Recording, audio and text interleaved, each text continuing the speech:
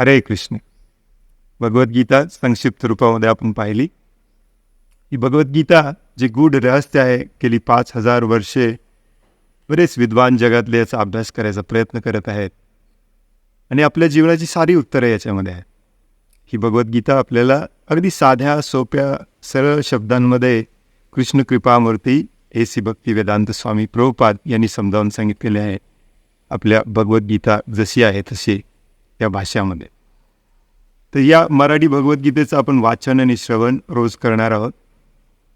रोजच्या live मीटिंगची link तुम्हाला डिस्क्रिप्शनमध्ये मिळेल.